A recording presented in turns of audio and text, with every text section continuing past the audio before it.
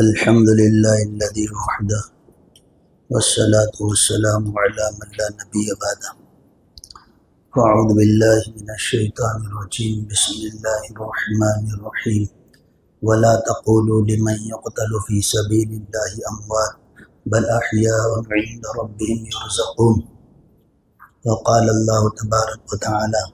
الا ان اولیاء اللہ لا خوف علیہم ولا هم يحزنون صدق اللہ العظیم۔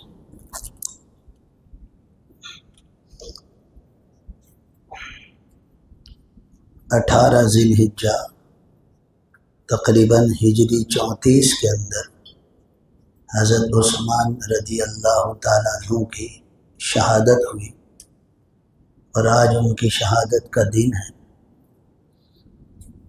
اپنے اکابرین، اپنے اسلاف اور صحابہ کی زندگیوں کے واقعات اور ان کے قول و فعل اور ان کے نصائح، اس کو ہمیں اپنی زندگیوں میں زندہ رکھنا چاہیے،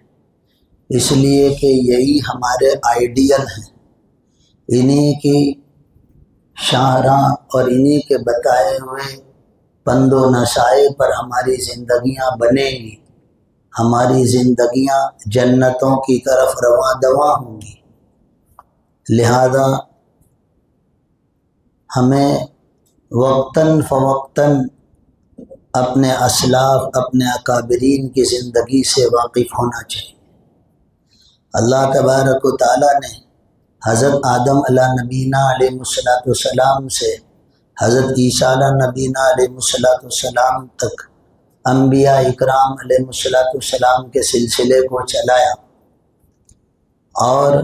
انبیاء کو اللہ تبارک و تعالیٰ نے اس وجہ سے بھیجا تاکہ امت کو، اللہ کے بندوں کو اللہ کی مرضی بتائے کہ دنیا کے اندر اللہ کی مرضی کے ساتھ کس طرح جینا چاہیے۔ اور اس سلسلے کو اللہ نے حضرت امام الرسل، فخر الرسل، امام النبیین، تاجدار مدینہ حضرت محمد الرسول اللہ صلی اللہ علیہ وسلم پر پورا فرمایا۔ آپ کو خاتم النبیین بنایا، آپ کو خاتم النبیین بنا کر اللہ تبارک و تعالیٰ نے آپ کے بعد آپ کی امت کے اندر اس کام کو باقی رکھا، اجاگر رکھا، تاکہ اللہ کے بندوں کی ہدایت کا سلسلہ جاری و ساری رہے۔ اور آپ کے جانے کے بعد، رسول اللہ صلی اللہ علیہ وسلم کے تشریف دنیا سے لے جانے کے بعد، جو امت کے ذمہ دار رہے ان میں 4 حضرات، جس میں اول نمبر سیدنا صدیق اکبر رضی اللہ تعالیٰ عنہ، دوم حضرت عمر بن الخطاب رضی اللہ تعالیٰ عنہ، سوم حضرت عثمان ذی النورین رضی اللہ تعالیٰ عنہ، اور چہارم حضرت علی ابن ابی طالب رضی اللہ تعالیٰ۔ ان کو خلفائے راشدین کہتے ہیں۔ خلیفہ کا پلورل خلفاء ہے۔ راشدین رشد و ہدایت والے، نہج نبوت پر، طریق نبوت پر امت کو چلانے والے۔ امیر اور ذمہ دار کا کام ہوتا ہے جیسے ایک گاڑی کے چلانے والے کا کام ہوتا ہے، اس کے اندر بیٹھے ہوئے لوگوں کو خیر اور عافیت کے ساتھ منزل پر پہنچائے۔ ایسے ہی خلیفہ کا، امیر کا کام ہوتا ہے اپنی جماعت کو، اپنے ماتحتوں کو جنت کے راستے پر چلا کر اللہ سے ملائے۔ یہ ذمہ داری اور یہ کام ہوتا ہے۔ لہذا خلافت کا جو اور عین نہج نبوت پر برابر جو حضرات رہے، تو اس میں یہ 4 حضرات ہیں، اور اس میں 6 مہینے کی خلافت حضرت حسن رضی اللہ تعالیٰ عنہ کی، یہ 30 سال کا زمانہ، یہ عہد خلافت راشدہ کہلاتا ہے۔ خلافت راشدہ کا جو زمانہ یہ 30 سال ہے، جس میں 29 سال 6 مہینے حضرت علی رضی اللہ تعالیٰ تک ہیں، اور 6 مہینے حضرت حسن رضی اللہ تعالیٰ کی خلافت ہے، اور وہاں تک خلافت راشدہ کا سلسلہ۔ لہذا یہ سلسلہ حضرت سیدنا صدیق اکبر سے چلا، اور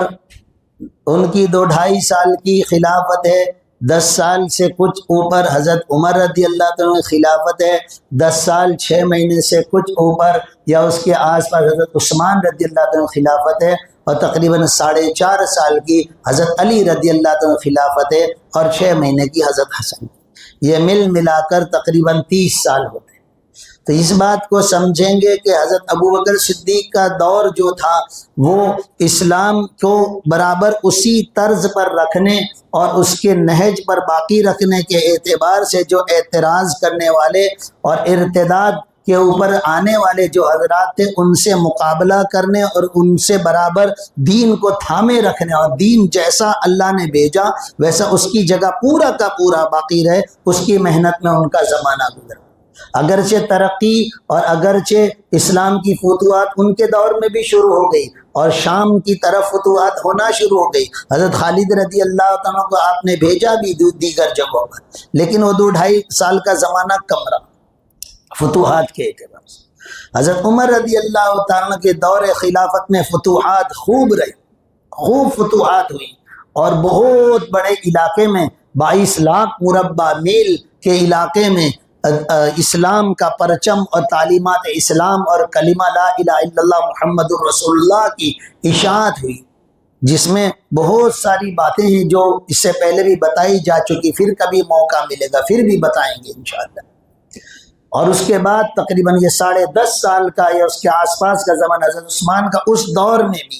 بہت زیادہ کامیابیاں اور فتوحات ہوئی. لیکن حضرت عمر رضی اللہ عنہ کا جو مزاج تھا وہ بے اعتبار کسی بھی کام کے بہت زیادہ سخت اور باریکی سے وہ اس کام کو کرتے تھے، اور ان کے مقابلے میں حضرت عثمان رضی اللہ عنہ کا مزاج نرم تھا. طریقہ خلافت کا یوں چلا کہ نبی کریم صلی اللہ علیہ وسلم کے دنیا سے پردہ فرمانے کے بعد ابھی آپ کی تجہیز و تکفین باقی ہے، اور ایک علاقے کے اندر مہاجرین جمع ہو کر یہ سوچ رہے تھے کہ امت کا ذمہ دار کس کو بنائیں. وہاں پر حضرت عمر اور حضرت ابوبکر صدیق پہنچ گئے، اور حضرت عمر رضی اللہ عنہ نے آپ کے ہاتھ پر خلافت کی ابتدا کی، اور صحابہ نے حضرت صدیق اکبر رضی اللہ عنہ کے ہاتھ پر بیعت کر کے آپ کو خلیفۃ المؤمنین اور خلیفۃ المؤمنین آپ کو منتخب کیا. آپ کے جانے کے بعد آپ نے اپنی جگہ پر حضرت سیدنا صدیق اکبر کو خود سیدنا عمر رضی اللہ عنہ خود منتخب کیا کہ میرے بعد حضرت عمر خلیفہ ہوں گے.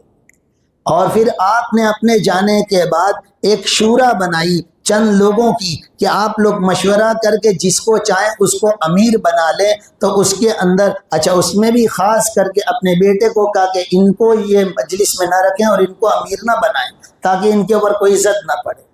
اور پھر مشورے کے ذریعے سے حضرت عثمان رضی اللہ عنہ خلیفۃ المسلمین بنایا گیا، امیر المؤمنین بنایا گیا. حضرت عثمان رضی اللہ عنہ کا دور جاری ساری ہے.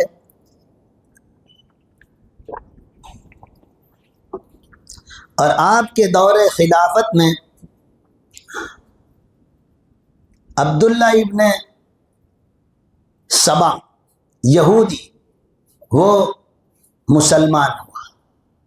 اور عالم تھا، دین کا جاننے والا تھا. دیکھو علماء کو بار بار جو ہم جمع کرتے ہیں اور علماء کے اندر برانگیختگی کو اور دین کی فکروں کو جو اجاگر کرنا چاہتے ہیں، اس لیے کہ پوری کی پوری امت کو تھامنے اور سنبھالنے کا جو ذمہ ہوتا ہے وہ علماء کے ہاتھ میں ہوتا ہے. علماء کے ذریعے سے ہی عوام کو رہبری اور عوام اپنی جگہ پر جمتی ہے. پچھلی قوم یہود و نصارہ بھی جو بگڑی ان کے علماء کی وجہ سے، راہبوں اور درویشوں کی وجہ سے بگڑی. لہذا یہ ابن سبا نے یہ بات کو شروع کیا کہ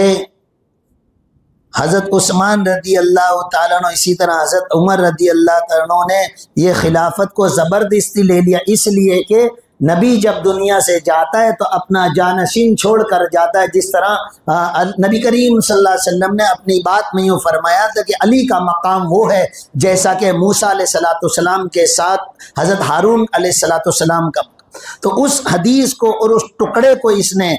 دلیل کے طور پر لے کر یوں بتایا کہ حقیقت میں جانشین حضرت علی تھے، یہ لوگ زبردستی خلیفہ بن گئے، یوں کر کے امت کے اندر یہ فتنے کو اس نے داخل کیا۔ جیسا آج بھی عامتاً نہ جاننے والے لوگ کبھی کوئی ایسی بات کو گنگناتے ہیں تو یوں کہتے ہیں کہ دمادم مست کلندر، علی کا پہلا نمبر۔ تو وہ علی کا پہلا نمبر کائے میں بتاتے ہیں، وہ خلافت کے اندر پہلا نمبر بتاتے ہیں کہ حقیقت میں نبی کریم صلی اللہ علیہ وسلم سے دنیا سے جانے کے بعد پہلا نمبر علی کا تھا، یہ لوگ زبردستی گٹ پڑے۔ تو ایسا نہیں ہے،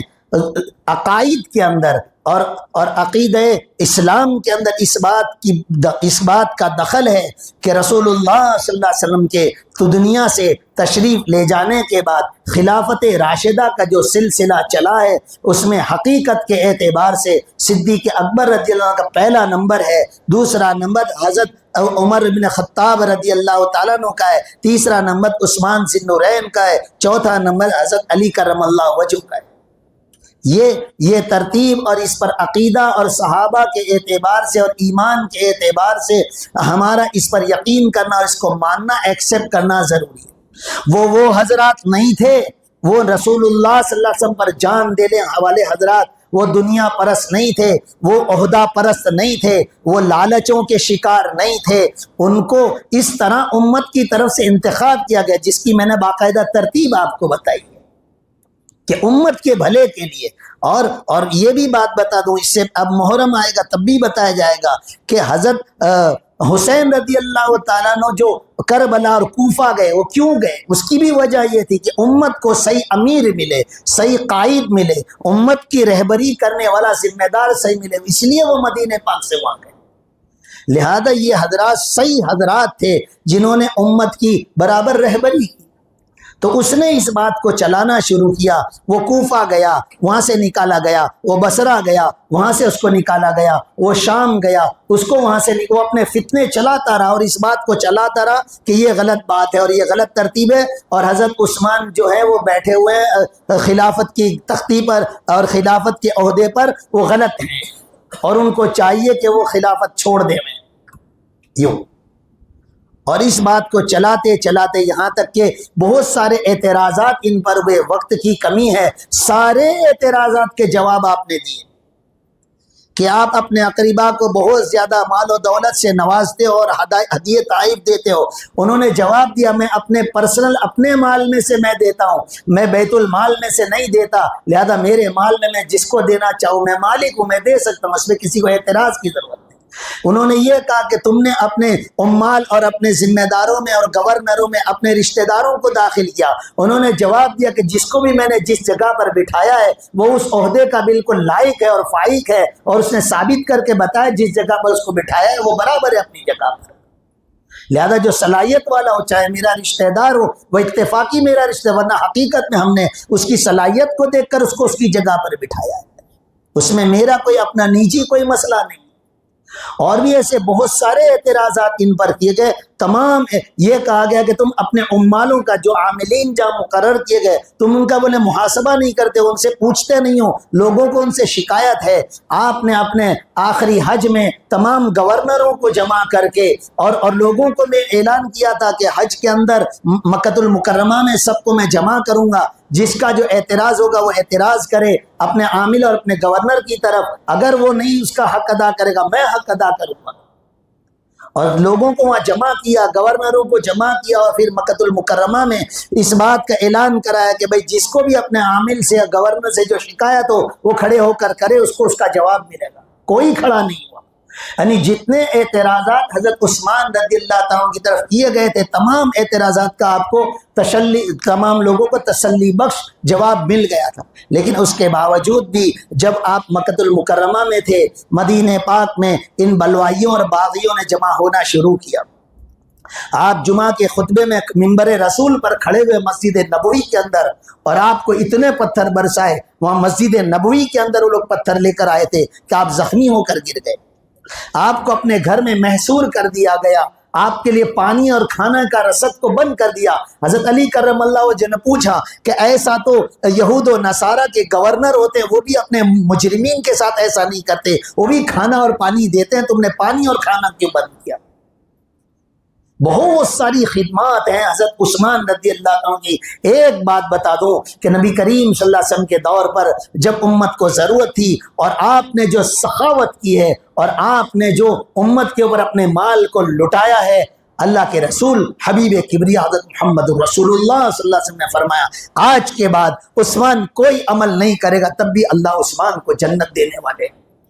نبی کریم صلی اللہ علیہ وسلم ان سے اتنے راضی تھے، اپنی دو بیٹیاں آپ کے نکاح میں دی ہیں، ذی نورین، دو نور والے، آپ کو خطاب نبی کی طرف سے ملا۔ امت مسلمہ کو پانی کی تکلیف میں پورے کنویں کو آپ نے اپنی مالیت سے خرید کر امت مسلمہ کو جب مدینہ پاک میں پانی کی تنگی مسلمانوں کو دی، کنویں کو عام کیا، مفت پانی سب کا انتظام کیا۔ اسی کنویں کے پانی سے اور پانی سے مدینہ پاک کے اندر موجود ہوتے ہوئے مدینۃ المنورہ میں آپ کو پانی سے محروم کیا گیا۔ صحابہ موجود ہیں، سمجھ میں یہ بھی اعتراض ایسے ہی چلایا جاتا ہے کہ صحابہ نے آپ کا ساتھ نہیں دیا، بڑے صحابہ نے بھی آپ کا ساتھ دیا۔ ہر بڑے صحابی نے اپنی اولادوں کو، نوجوانوں کو، حضرت علی نے اپنے دونوں بیٹوں کو، عبداللہ ابن عمر، حضرت عمر رضی اللہ عنہ کے بیٹے حضرت عبداللہ اور طلحہ رضی اللہ عنہ کے بیٹے، دیگر نوجوانوں نے آپ کے گھروں کی حفاظت کے لیے عمر چوکیداری کی۔ ایسا نہیں کہ حضرت عثمان کو، یہ تو ایسے ہی اعتراضات جو امت کے اندر ڈال دیے گئے، اور امت مسلمہ یہ تاریخ کو، ان باتوں کو جانتی نہیں ہے کہ صحابی رسول نبی کے داماد کے ساتھ کیا کیا گیا، جانتے ہی نہیں آپ۔ دیکھو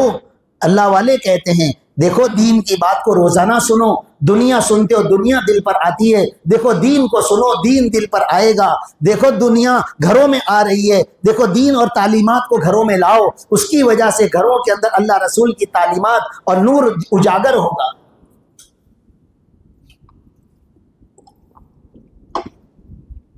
بہرحال یہ نوجوان صحابہ جب آپ کے دروازے پر برابر پہرے پر تیار ہیں اور گھسنے کا موقع نہیں ملا تو محمد ابن ابی بکر اور دیگر جو بلوائی تھے وہ بازو کے دوسرے کے مکان سے آپ کی چھت پر چڑھ گئے، چھت کو آگ لگا دی اور آپ کے گھر کے اندر کودے، اور یہ محمد ابن ابی بکر نے آپ کی داڑھی مبارک کو پکڑا اور پکڑ کر کھینچنے لگا اور آپ کو کہنے، ایک یہودی کے ساتھ آپ کو بتانے لگا۔ آپ نے کہا کہ بھتیجے یہ میری داڑھی کو مت کھینچ، تیرا باپ اگر دیکھتا تو وہ بھی ایسا نہ کرتا، لیکن اس نے آپ کو بہت برا بھلا کہا۔ اور پھر دیگر 2-3 لوگوں نے آپ کے اوپر تلوار کے وار کیے، آپ